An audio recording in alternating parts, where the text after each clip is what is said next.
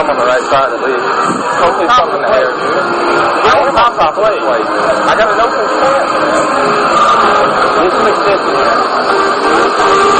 Oh! That's a deep ball going to right field! It is home! It is home! Tyler Louise with a 2-run home run! Do you believe in miracles? That was annihilated! He did, Bill!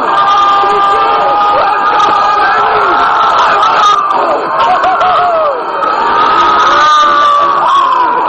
Are you kidding me? The cat.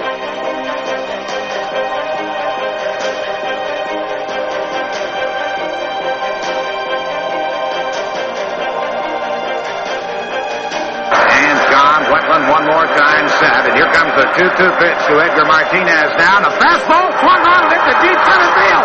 Bernie Williams goes back, and it is get out the wide bread and the mustard this time, Grandma. It is a grand salami, and the Mariners lead it 10-6. I don't believe it. My, oh my.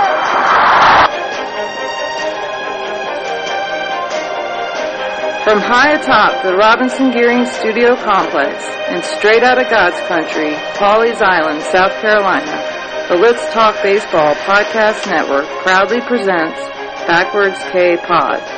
And now, here's the host of the show, Jake Robinson. Good moment, baseball universe. What is up? It's your boy, Jake the Snake Robinson, back in the Captain Kirk chair, shields down, photons up, prepare to engage on this week's digital audio show that I call Backwards K-Pod, where we collect ball players and their stories. Want to welcome everyone in from my growing seamhead army. Thank you for giving me a moment in your life to do the thing that I love more than anything, and that's talk baseball. The 7 months I've been doing this show, I've covered over 152 years of baseball. From the beginning of the Braves franchise back in 1871, all the way up to the life and times of the defending American League MVP Shohei Ohtani. And now I'm kind of working on all those things in between, as every Tuesday I come through with that free baseball smoke. No Patreon, no crowdsourcing. My audience with a hat in my hand, charging you for the content. All I ask is that you follow, subscribe, share, and download, and everything else is going to work itself. It's going to work itself out. Easy peasy, lemon squeezy. Backwards K-Pod is available on all podcast platforms, wherever you listen to your pods, or you can visit my website at diamondsnakejake.podbean.com to get this show, or really any of the fresh produce that I keep in the cooler back there. By all means, check it out, diamondsnakejake.podbean.com. And you can also find the show on Twitter at back_K_podcast. My personal Twitter profile is at JRobbie and the number 1. That's JRobbie1. And I'm on Facebook. I mean, I'm all tangled up in the web, bro. Go look for me. You'll find me. Gotta say, I was pleasantly surprised about the kind words for last week's show. One of the more listened to first week shows that I've ever put out. As, I don't know, the general consensus seemed to be, holy shit, what a backstory with how the United States government demolished 3 flourishing Mexican-American communities for a failed housing project plan, only to see Mr. O'Malley and the Dodgers swoop in on the 350 acres of land to build Dodger Stadium. And the second thing I think most people took from it was how the stadium was literally built by moving mountains of earth. I got all kinds of feedback, like Louie in East LA. He told me his great-grandfather had built a house in the Palo Verde community that I spoke of with his own 2 hands, only to see it razed to the ground. Now, when he drives past the row of trees that stands over where his grandfather's house once stood, I'm sure you can imagine, it makes him wistfully sad. And he told me, thank you for telling the story, Jake. It should never be forgotten. I never heard your show till this one, and it's very well done. I look forward to hearing more. Thank you, Louis, in East LA. And, folks, that's why I do this. Before any dollar amount or feeding my beast of an ego with superlatives, I enjoy the connection with people. When someone says to me, you made me think of my grandfather, and that touches me. And that's what she said. But, look, I got a message from Meg in Burbank, California, who went on to tell me that her grandfather was part of the city's engineering team that built the stadium. He was in charge of surveying the roadways and parking lots, and Mr. O'Malley even gave him a lifetime season pass, which the team honored until his death in 1998. And she sent me all kinds of pics, and I gotta tell you, it made me really remember how blessed I am to be able to speak to people around the world about this game that we love so much. And it also showed me how we can connect over things and learn about things from one another. And there are so many things in this world that we can disagree on. I mean, that's easy. It's always easier to be negative over positive. But connecting to people and their stories, for me, it has been the biggest thrill of doing this show. You have two totally opposite people with proud perspectives of their grandfather's legacy, but in vastly different ways. And, folks, that fascinates me.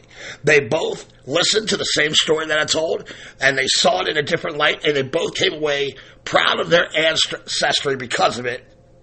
And then they relayed those feelings to me. And I'm truly a blessed man. I humbly thank each and every one of you in the audience right now. If you want to send the show a message, you can do that by email, backwardskpod@gmail.com. Or, the myriad of social sites that I'm on already. And like I said, I do have some surgery coming up in 2 weeks, never fear. I'm the Iron Man of pods, baby. I'm stacking shows in the can before I even go into the knife.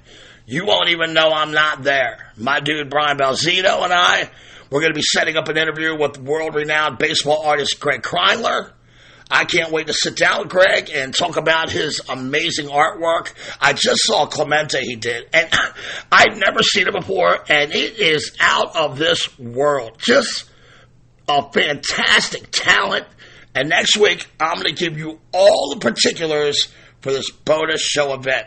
If you've never seen Greg's work, I highly suggest you get to your Google machine and look him up, because his artwork is genius. So, with that being said, I think that's about it. Let's get this train out of the station and moving again as we set our sights this week on Savannah, Georgia, where they're basically celebrating the game of baseball, and it's gone viral the last few summers down there with this wildly popular Savannah's baseball and their unique brand of the game. And the story of the Savannah Bananas, it all started back in 2014 when Jesse Cole asked his then-fiancée to marry him on the last day of the baseball season for the team they owned, the Gastonian Grizzlies in North Carolina. Emily said yes, and they stopped the game for about a half hour to celebrate their future nuptials with this grand firework display. So the very next day, Emily wakes up, and she's originally from Savannah, Georgia. She woke up and she said, wow, that was really the perfect proposal ever. And I want to do something special for you. I want to take you to my hometown, show you around, and there's a beautiful park there named Grayson Stadium, and we'll go and we'll catch a game. So, about a week later, after a great day of touring beautiful Savannah, and I don't know if you've ever been there, but it is gorgeous, they head out to the ballpark on a beautiful 80-degree cool Georgia night, and to their chagrin, the stadium wasn't even half full. And the two of them were like, what a sad, depressing scene for this grand old ballpark that had seen guys like Babe Ruth, Mickey Mantle, Hank Aaron, among others. And now just to see this beautiful building now drifting away in obscurity. So They had a great game. They had a great time at the game. And later that night, Jesse calls the league commissioner and he tells him, if you ever leave this league, we're coming to Savannah. Well, lo and behold, the Mets, who were the tenants at that time, they had the Savannah Sand Gnats, I believe it was the name of that team. And in the minds of most Savanians, they wanted, and I hope I said that right. Is that Savanians? I'm gonna go with Savanians. That sounds right. They wanted way too much. The Mets wanted to tear it out and replace Grayson Stadium and build a new crib. And the Savannah natives who lived vicariously through the history of their town, they weren't just willing to fork over tax dollars to placate the Mets. And upon hearing the news, Jesse threw his yellow fedora into the mix and invited the commissioner's office and city officials to come to Gastonia to watch a game. So they go up to North Carolina and they see a fully packed stadium full of madness, shenanigans, great baseball. And they quickly invite the young entrepreneurs to Savannah to take over the struggling region. Joe Shorehouse, who works for Savannah Leisure Services, he went on that trip to Gastonia, and he was surprised at the packed house that the Coles presented. He loved the family nature of the atmosphere and the baseball quality. Though stocked with college talent, it was on par with high-A minor league baseball. And it was Joe who made the final decision on this to let the Coles bring their brand to Savannah. And many of the people in the baseball community, they were not thrilled with this decision. So after the deal is made between the city of Savannah and the Coles, the stark reality begins to set in on Jesse and his wife. There hasn't been baseball fever in these parts for ages. As the historic Grayson Stadium has aged, so has the fan base of this town. And the first day they walk into the stadium after the sale was secured, they were shocked by just the emptiness of the building. No phone lines, chips in the floor, water-soaked tiles in the ceiling. And the city management guy hands over a big-ass ring of keys, and he says, here you go, have fun. And then he gets out, he leaves.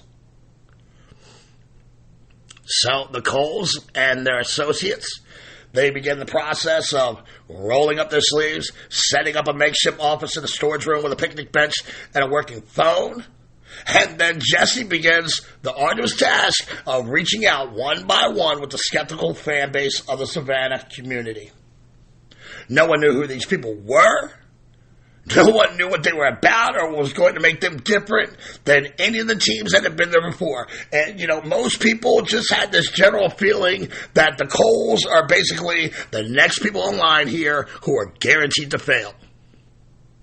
So the Coles and their brain trust, they decide they're going to have like this big launch event in November. They invite everyone they knew to the beautiful conference center, and only 100 people showed up. The team literally sold only one season ticket package in the first 2 months they were there. And even the uber-positive Jesse Cole and his wife were warning at this time, boy, oh boy, did we make a mistake buying this team. Going into the winter of 2015, they began to really look dismal as they weren't selling tickets, they weren't selling ads, and no one still had a clue who this college summer team was. Things got so bad that eventually the couple would overdraft their account on payroll, and they were completely broke. So they're at a wedding in New Jersey when they get the news that their payroll was overdrafted, and they sit down with one another and they address the hard facts. What are we going to do? Are we going to quit? Well, quitting's not an option with the Coles here. They double down. They sell their house. They empty out their savings accounts. They bought an air mattress to sleep on, and they moved to Savannah, and, they went all in like Doyle Brunson. On February 25th, their fortunes would begin to change when they officially named the team the Bananas. So they ran like this local contest where the fans, you get to pick your team name, even though they really had no fans except for literally a handful of season ticket holders. And the names started rolling in, right? The Captains, the Pickles, the Ghosts, the Specters, the To-Go Cups.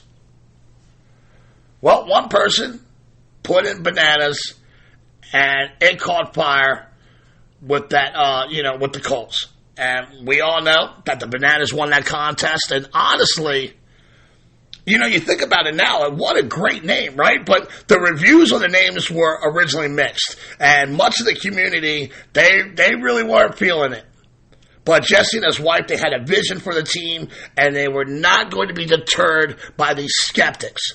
The Coles are now sleeping on an air mattress. They're all in. They literally have to make this work. But how? How?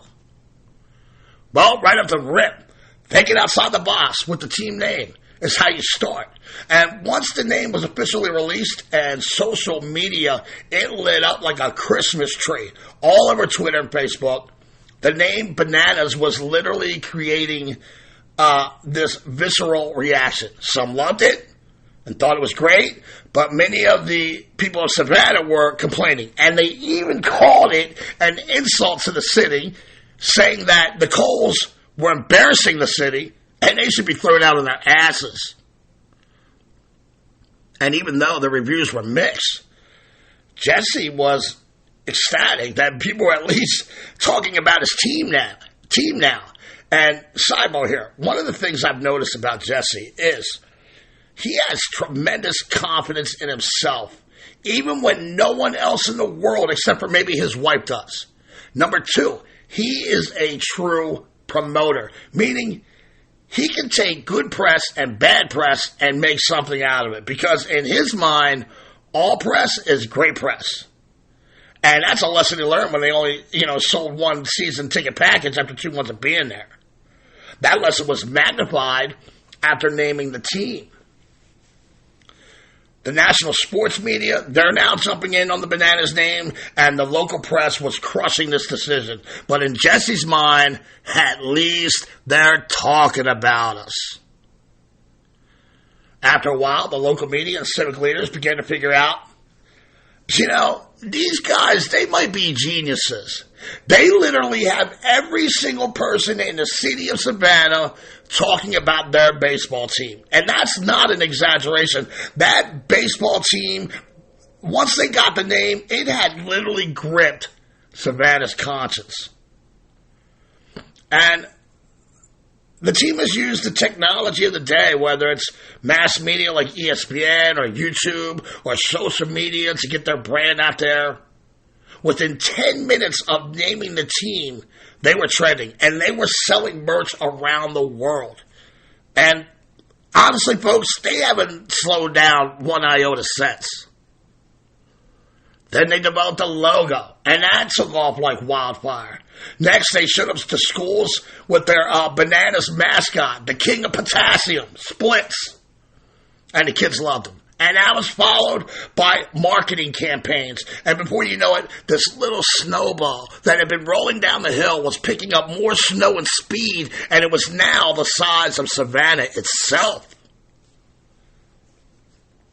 On opening day, 2016, Jesse and his wife showed up at the stadium in the morning for the 7 o'clock p.m. start. And the local media and small crowd of people that had already gathered outside the parking lot. The game was already sold out, and Jesse recalls that it was a roller coaster of a day. The gates opened at 5:30 p.m., and a little after that, it began to rain buckets of water over Savannah. People looking to stay dry began rushing the stadium, and not knowing exactly what to do to keep this very first crowd in the stadium, he decided to do an all-you-can-eat special for the 4,000 spectators. And that's just genius. I mean, promise me limitless food, and I'm there, dude, till the very end. And Jesse admits there were many disastrous small fires he had to put out that opening day. But as the skies began to clear and he walked out onto the field, he looked into the stands, and it was still completely packed an hour and a half after the scheduled first pitch. And then the Bananas took the field and probably played one of the worst games as a team in the history of the franchise. And the historic ball yard was still stacked to the Raptors, even though they were horrible in that first game. And Jesse knew he was on to something. And I can only imagine what was running through his mind as he literally bet on himself and his wife when most people would have looked for a way out. I mean, just an unbelievable inspiration this couple is for me. Jesse, who fittingly always wears a yellow tuxedo with a yellow fedora, and you can see him always hyping the crowd at games. For me, he's like a hybrid mix of Vince McMahon and Bill Veeck, because of his fearless promotion style, and he's got a lot of Flavor Flav, the best hype man who ever lived in him. He is non-stop, frenetic energy, and he makes every day in that stadium opening day for the fans. From that day on, the Bananas, they sold out the stadium pretty much every game. I don't think they've ever played a game where it wasn't sold out. I know that during COVID, that was a little bit, tougher, but I think they still sold out all the tickets they could sell for those games. And the locals there, they say it's almost like having a Disney World in your backyard. A place where all of Savannah comes together for one thing, to watch Banana Bowl. When the Coles arrived, all they heard was excuses from the naysayers. Baseball won't work here. It's too hot. Too many Little League games going on at the time of the year. But Jesse and his wife and their henchmen, they flipped that horse crap right out the door. Of course baseball will work in Savannah. The product on the field was pretty good as well. As, even though they had that awful opening day show, and they wound up winning the Coastal Plain League Championship that first summer. And some people may think, well, that's a little fluky or whatever. But the truth is, when you're playing in front of packed, rambunctious, and loud cribs night after night, it only helps your team perform better. It's been the sheer essence of baseball since the beginning of the great game. And it has almost become this circus going on in a town, and a baseball game just happens to kind of break out while you're there. You always have these funny distractions between innings, whether it's honoring the banana baby of the game, where they dress an infant or a toddler up in a banana suit, and they present him or her to the crowd at home plate, Lion King style, with players kneeling around the child. They have their own Richard Simmons, who comes out in short shorts and a tank top, and he leads these shirtless players in exercises that involve, a lot of hip thrusting and booty slapping. Some players, they got their march, their walk-up tunes, and they got the Banana Marching Band leading them to the plate and song. They even have their own senior citizen, over 60-year-old dance crew called the Banana Nanas. And they're pretty good, man. I'm going to tell you, they're entertaining, for sure. Not to mention, Jesse's running around like a madman in the crowd, hyping the crowd. It amazes me how in a sea of yellow, you can always see Jesse. You got guys playing on stilts, dancing umpires, kills for uniforms. I mean, nothing is out of bounds or over the top for the Savannah Bananas. They've also developed their own little rival team. Like the Harlem Globetrotters had the Washington Generals. Well, the Bananas have the Party Animals, who have kind of become part of the show. And Jesse, he just decided to color outside the boxes. What can he do to take this the boring things out of baseball, and in that place, install excitement?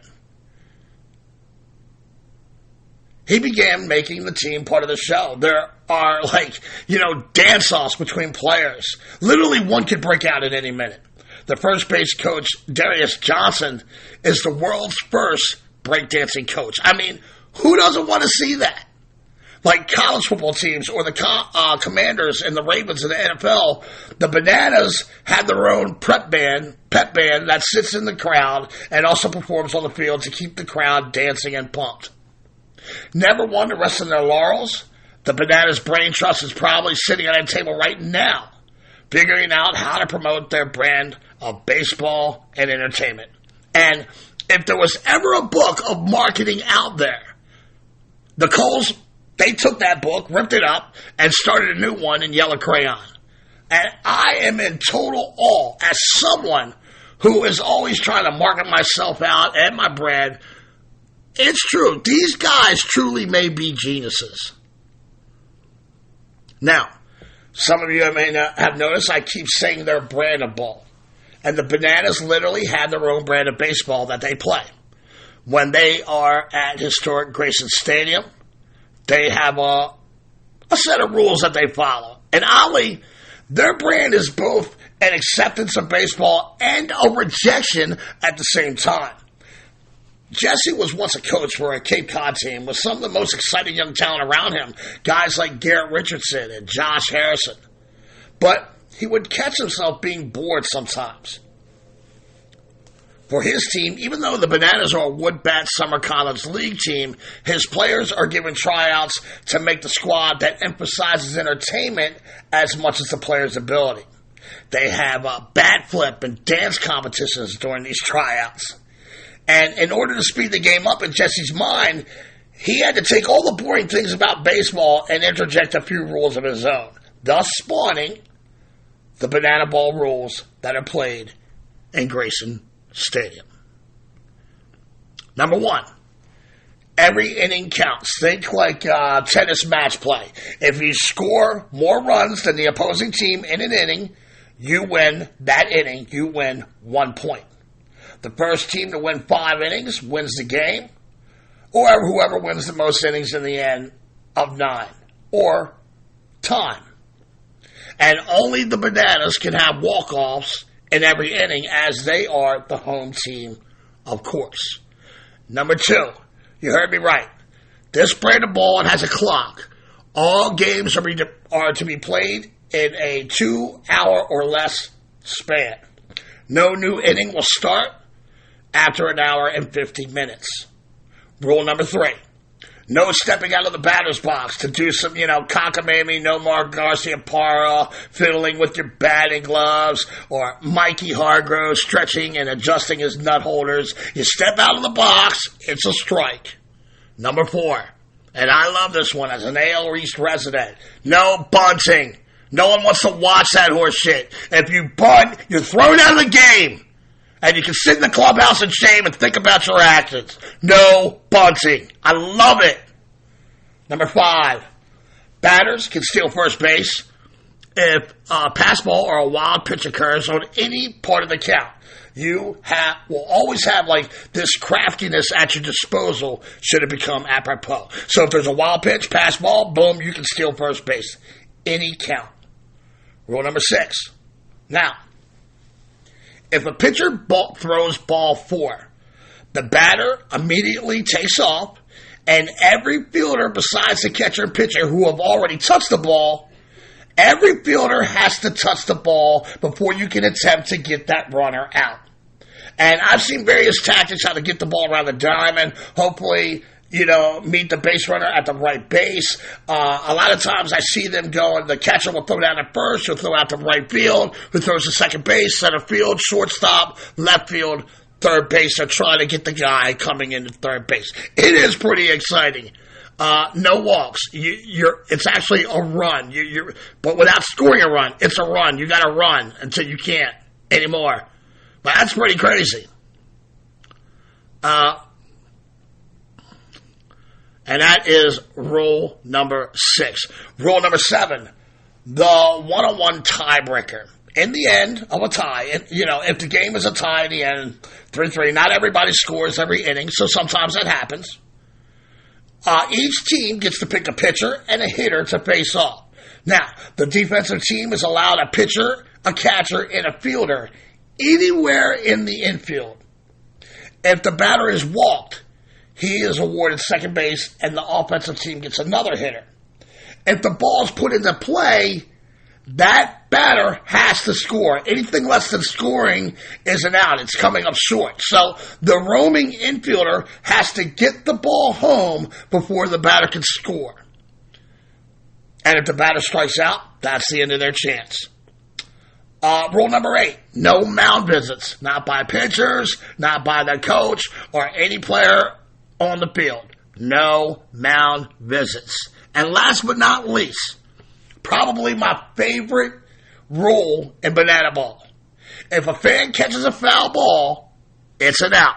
So, look, Steve Bartman, keep your head on a swivel, know the game, know who you're rooting for, and don't be catching banana foul balls. Right? That's a crazy rule. Banana ball is, it's surely paying off for the Coles of the city of Savannah, as they have sold out every single game they have ever played in Historic Grayson Stadium. The fans can't get enough, and the players really look like they are enjoying themselves. It's, a mishmash of the circus and the King in his Court, which we covered here at Backwards K-Pod. I would have loved to see Eddie Feiner get together with these guys. The King in the Court and the Savannah Bananas, that's a promoter's wet dream. And if you haven't heard the King in his Court and Eddie Feiner, you can hit that at diamondsnakejake.podbean.com or in the archives of any of your podcast platforms that you use to listen to this. The Banana Ball brand is baseball-like, but you are prone to enjoy it more if you don't really think of it as baseball. As I said, it is both the acceptance and the rejection of the national pastime. Some radical baseball purists may not accept it, but the Coles, admittedly, they're not marketing to them. Personally, I consider myself a baseball purist, and I love it. I think it's great for the game, and I believe that it has made the city of Savannah a more communal and tribal destination spot for the summer tours. And I think, folks, that's where I'm going to end it. I want to thank the Bananas PR guy, Zach Frangillo. I hope I didn't butcher your name. I want to thank him for giving me some useful research materials. I really appreciated that. If you want to learn more about this fascinating team, you can go to SavannahBananas.com. They have the history of the team, their mission statement, as well as their schedules and promotions, when they may be headed your way if you live in the southeastern part of the country. Thankfully, I live in God's country, Pawleys Island, South Kakalaki. And when they come to Florence, I'll be checking them out myself. You can find more of them on YouTube. And honestly, Jesse Cole has become one of my heroes. That dude knows how to promote, and I'll be following his story intently in the future in hopes of learning something from him. People like him, they inspire me to keep going. So I hope you guys enjoyed this week's show, and the train rolls on. I love talking players and their journey to the majors. Well, next week's topic, he took probably one of the most remarkable journeys to the show when legendary baseball manager Billy Martin found him in prison. Next week, we will be talking about Ron LaFleur. But look, that's another story for another pod here at Backwards K-Pod, where we collect ball players and their stories. Parents, if you see your kids sitting on the couch looking bored AF, by all means, take him or her outside and play a game of catch. Thank y'all for stopping by for our shortstop pod this week. God bless and win the day.